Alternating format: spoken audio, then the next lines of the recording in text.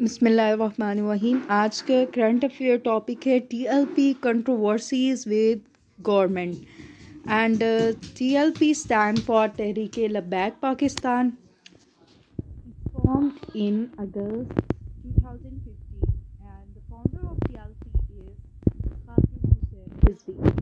आज हम पढ़ेंगे कि ये किस तरह स्टार्ट हुई, ये पार्टी किस तरह बनी, इनके फाउंडर के नेम जैसे मैंने मेंशन कर दिया है, ये 2015 में फॉर्म्ड हुई।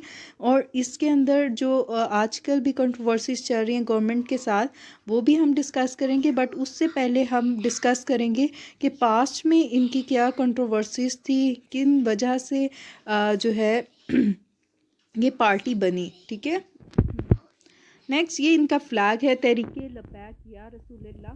ठीक है, इलेक्शन 2018 में इन्होंने पार्टिसिपेट किया टीएलपी ने, और ये फिफ्थ लार्जेस्ट पार्टी थी 2018 इलेक्शन में। नेशनल असम्बली में इनकी कोई सीट नहीं बनी मिली इन्हें, इन्होंने fail to win national assembly seats and Sindh assembly में 3 सीट्स जो है 2018 के इलेक्शन में टीएलपी ने विन की। नेक्स्ट जो इनके अमीर हैं वो साद हुसैन रिजवी हैं इस पार्टी के टीएलपी के। नेक्स्ट इलेक्शन सिंबल आप देख सकते हैं, ये क्रेन जो है इनका इलेक्शन सिंबल है। आइडियोलॉजी क्या है कि ये टीएलपी क्यों फॉर्म हुई? इस्लामिज़म इनकी मेन, इस्लामिक एक्सट्रीमिज़म, मतलब ये शरिया लॉ को जो है वो इस्टेब्लिश करना चाहते हैं पाकिस्तान में। इस पार्टी का जो मेन एम है, जो आइडियोलॉजी है इनकी, वो इस्लामिज़म है। और it is known for establishing sharia and law. ठीक है, शरिया लॉ, जो शरीयत ने लॉज बनाए हैं, वो ये इम्प्लीमेंट करना चाहते हैं पाकिस्तानी लॉ में। ठीक है, और 2018 में एक और मोस्ट इम्पॉर्टेंट चीज़ है कि इनके वोट जो है वो 2.2 मिलियन वोट्स इन्हें मिले थे। ठीक है, नेक्स्ट और ये मेन केस था जिसकी वजह से ये पार्टी स्टार्ट हुई, इसको हम फर्दर डिस्कस करते हैं। उससे पहले 23 नवंबर 2018 में एक वाक़या पेश आया, अरेस्ट खादिम हुसैन रिजवी साहब एंड 50 मेंबर ऑफ टीएलपी। ये क्यों किया था कि पायर टू ये अरेस्ट हुआ prior to TLP call for a public rally November 25, 2018। नवंबर 25, 2018 को एक रैली जो है वो पब्लिक रैली लियाकत बाग रावलपिंडी में प्लान की थी रिजवी साहब ने। बट उससे ही पहले 23 नवंबर 2018 को अरेस्ट कर लिया गया खातिम हुसैन रिजवी को। और ये 25 नवंबर को ये रैली क्यों निकालनी थी, ये पब्लिक रैली लियाकत बाग में क्यों होनी थी, इसकी फर्दर जो है रीज़न है आसिया बीबी केस से रेलेवेंट है, जिसको हम डिटेल में स्टडी करते हैं कि आसिया बीबी केस क्या था। आसिया बीबी जो है वो 8 ईयर जो है वो कन्फाइनमेंट में रही। 2011 में ये केस स्टार्ट हुआ। 2011 में इन्होंने गुस्ताखी रसूल जो है, ये एक आसिया बीबी जो है ये क्रिश्चियन थी, और इन्होंने कुछ वर्ड्स ऐसे बोले जो कि लॉ। आसिया बीबी जो कि एक ईसाई खातून थी, जिनकी पिक्चर हम पहले देख चुके हैं। ये जो है पाकिस्तानी क्रिश्चियन वुमेन थी जिन्होंने गुस्ताखी ने रसूल या शरिया लॉ के अगेंस्ट कुछ बातें कही थी।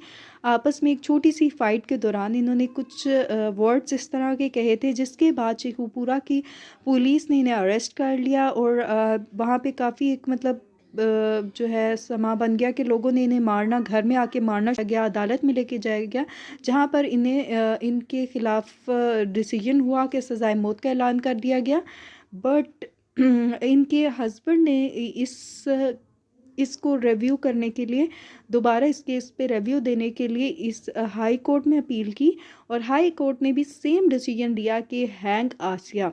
नेक्स्ट जो है ये सुप्रीम कोर्ट ऑफ पाकिस्तान के पास केस गया और 31 अक्टूबर 2018 में आफ्टर 8 ईयर ऑफ कन्फाइनमेंट इन्हें इनोसेंट माना गया, और जो है इन्हें रिहा करने का फ़ैसला किया गया, जिसके बायस टीएलपी जो तहरीक लब्बैक पाकिस्तान है, उन्होंने एक प्रोटेस्ट का ऐलान किया। अभी हम पहले बात कर चुके हैं ना कि अक्टूबर के दौरान जो है एक नवंबर में जो है एक प्रोटेस्ट का ऐलान किया गया। वो यही प्रोटेस्ट था, टीएलपी प्रोटेस्ट। इन्होंने प्रोटेस्ट किया कि आसिया बीबी को हैंग किया जाए, ये इनोसेंट नहीं है, ये गलत फैसला है।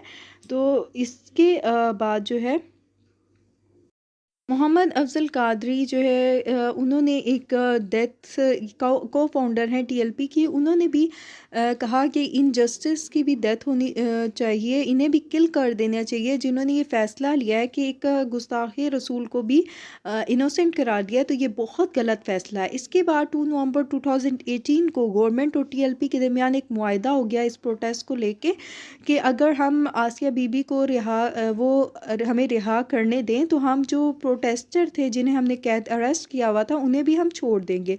तो ये एक दोनों के दरमियान एक मुआहदा हो गया 2 नवंबर 2018 को। इस मुआहदे को देखते हुए जो आसिया के लॉयर थे सैफुल मलूक साहब, उन्होंने कहा ये बहुत एक अनजस्ट है कि क्यों इस तरह एक हाईएस्ट कोर्ट ऑफ पाकिस्तान है उसके भी फैसले को नहीं माना जा रहा और ये प्रोटेस्ट हो रहा है और उस प्रोटेस्ट पे भी एक मुआहदा हो गया। तो इसकी वजह से लॉयर सैफुल मलूक साहब जो है वो बाहर मुल्क चले गए और उन्होंने कहा कि मैं भी यहाँ पे सेफ़ नहीं हूँ, मुझे भी धमकियाँ मिल रही हैं। नेक्स्ट 7 नवंबर 2018 को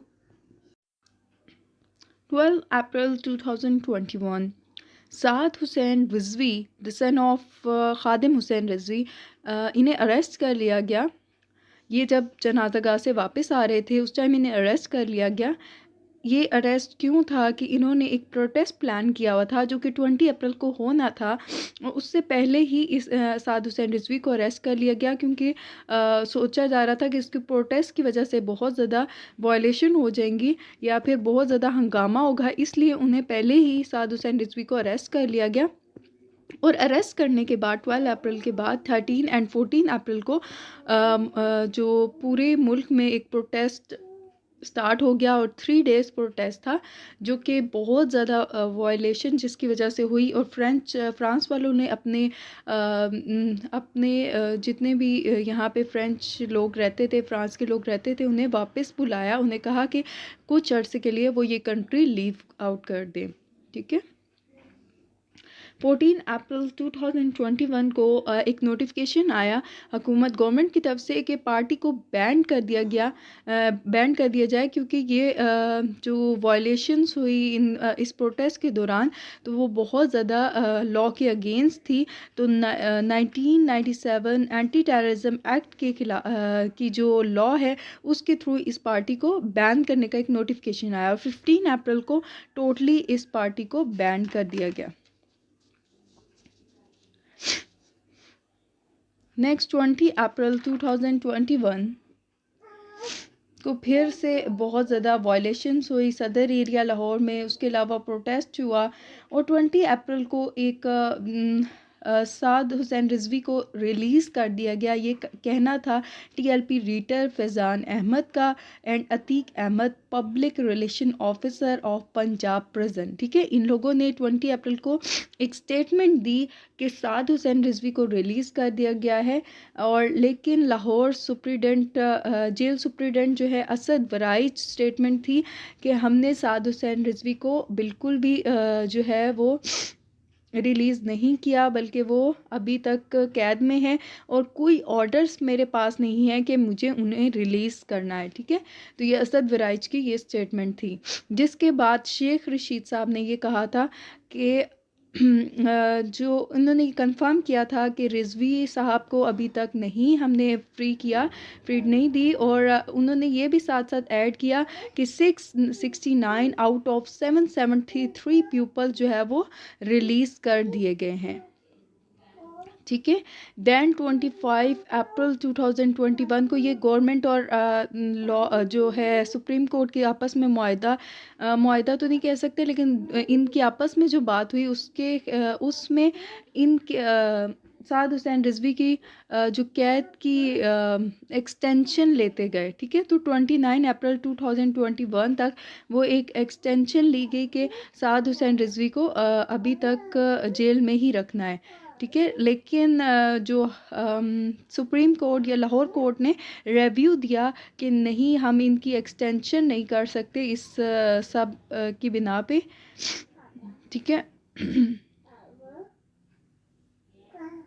लेकिन ये डिटेंशन जो है दोबारा से गवर्नमेंट ने 90 डेज़ के लिए एक्सटेंड कर दी। वो किस वजह से? एंटी टेररिज्म एक्ट 1997 के तहत।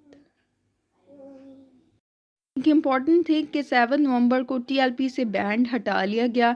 लेकिन हम जो अब यहाँ पे चीज़ें पढ़ने लगे हैं वो है कि हुकूमत और टीएलपी के दरमियान जो जितनी भी चीज़ें हुई जिसकी वजह से जंग छिड़ी इन दोनों में, पार्टीज़ में, टीएलपी में और गवर्नमेंट में, तो वो यहाँ पे मैं इकट्ठी आपको बता रही हूँ। एक फ़र्स्ट है ख़त्म नबूवत बिल। अक्टूबर 2017 में एक बिल पास आउट किया गया, Pakistan ministry of law and justice Zahid Hamid, ठीक है, उन्होंने एक लॉ पास आउट किया, इसमें कुछ चेंजेस की ख़त्म नबूवत बिल में, जिसके बाद जिसको अपोज़ किया खादिम हसैन रिजवी ने, और प्रोटेस्ट जो है वो बहुत बड़ा इस्लामाबाद में किया गया, जिसमें 6 पर्सन जो है वो किल हो गए, 200 इंजर्ड हो गए। ये 3 डेज़ प्रोटेस्ट था और मिनिस्टर जाहिद हमीद ने इस प्रोटेस्ट के बाद रिज़ाइन दे दिया, ठीक है, जाहिद हमीद ने रिज़ाइन कर दे दिया। देन अब जो हम पढ़ने लगे हैं वो है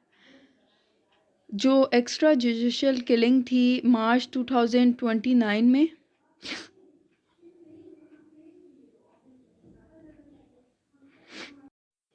यहाँ पे जो 3 पर्सन्स हैं ये भी गुस्ताखी रसूल में इन्वॉल्व थे किसी तरह, तो ये मैंने इनकी पिक्चर्स दी है।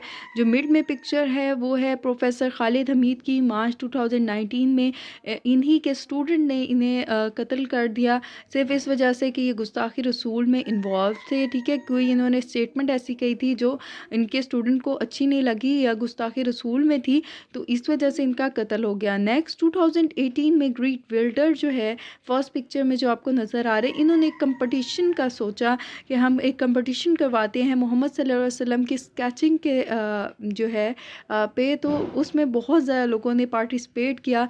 जो टीएलपी ने इसकी वजह से पाकिस्तान में एक प्रोटेस्ट रख लिया और इस प्रोटेस्ट में भी बहुत ज़्यादा जो है धमकियां भी दी गई फ्रांस वालों को। और ये जो है ग्रीट विल्डर, इन्होंने जब ये सारी सिचुएशन देखी तो इन्होंने अपना जो कंपटीशन था वो कैंसिल कर दिया, और उसकी रीज़न ये दी सिक्योरिटी इश्यूज़ के बायस इन्होंने ये कंपटीशन कैंसिल कर दिया है। नेक्स्ट अक्टूबर 2020 में सैमुअल पार्टे, ये जो थर्ड फोटो है, ये फ्रेंच स्कूल टीचर थे, इनकी भी किलिंग हुई। इन्हीं किसी स्टूडेंट ने ही इन्हें भी किल किया। स्टूडेंट का कहना ये था कि ये भी गुस्ताखी रसूल में इन्वॉल्व थे, इन्होंने भी कोई स्टेटमेंट ऐसी दी थी जिसकी वजह से इन्हें भी कत्ल कर दिया गया। End of the slide. लेकिन आप लोगों को ये चीज़ें माइंड में रखनी चाहिए कि ये जो टीएलपी का इशू है ये करंट इशू भी चल रहा है, ठीक है। तो मैं इसके लिए इसका एक पार्ट 2 भी बताऊंगी जिसमें करंट इशू जो आजकल में क्या इनके टीएलपी और गवर्नमेंट के कंट्रोवर्सी चल रही है, ठीक है। तो वो करंट सिचुएशन के लिए मैंने पार्ट 2 बनाना है, वो मैं आपको भेज दूँगी। तो फिर भी आप लोगों ने एक चीज़ याद रखनी है कि नोट्स जो है आप हिस्ट्री पे जब भी बनाओ, हिस्ट्री तो चलो आप वो एज सच ही रहेगी, लेकिन जो आगे आने वाले इवेंट्स हैं जो अभी आने हैं, ठीक है, टीएलपी की कंट्रोवर्सी जो गवर्नमेंट के साथ चलेंगी, वो भी आपने उसके लिए भी स्पेस छोड़नी है, ठीक है, अपने नोट्स में, और साथ साथ ऐड अप करते जाना है। क्योंकि जो हम रोज़ के पढ़ते हैं डेली ओपिनियन पेज, उसमें अगर कोई इस तरह का आता है टीएलपी और गवर्नमेंट की कंट्रोवर्सीज़, तो मैं वो लाजमी उसकी वोकेबलरी शेयर करूँगी और आप वो लाजमी ख़ुद पढ़ें, और उसके जो नोट्स हैं वो इसी के नीचे जो हिस्ट्री है उसके नीचे आप करंट अफेयर के नोट बनाएं, क्योंकि करंट अफेयर से ही क्वेश्चंस आते हैं। तो आपने हिस्ट्री का तो रेफरेंस जस्ट देना है और करंट अफेयर को आपने एक्सप्लेन करना होता है अच्छे से, तो वो आप जो है वो लाजमी पढ़ा करें डेली ओपिनियन पेज, ठीक है।